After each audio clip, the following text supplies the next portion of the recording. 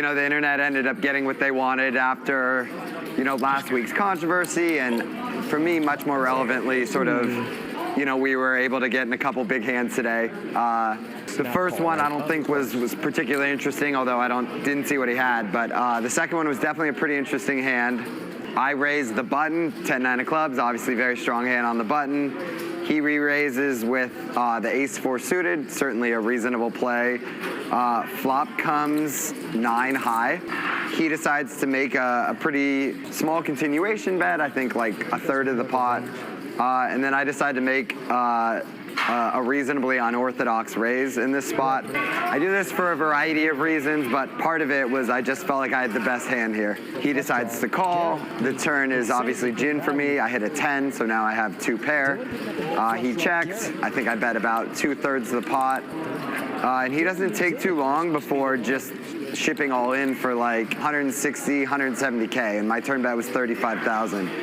So, you know, it's a hand I can never really consider folding from a theoretical standpoint, like it's just way too strong. On the other hand, like, you don't often see people just like closing their eyes and just going YOLO and shipping it with aces there, you know, so.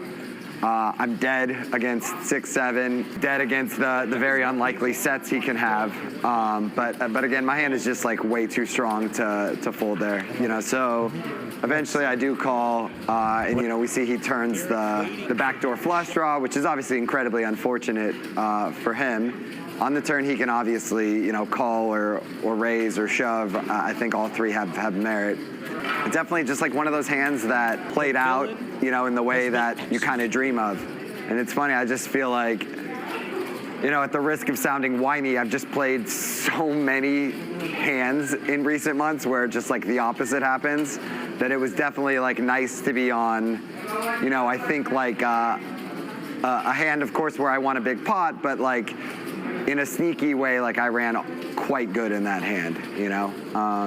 So, you know, with all that said, like, no hard feelings with Dylan, you know, as I mentioned. But certainly, you know, looking forward to playing with him in the future, and, you know, hopefully he comes back ready to battle, so.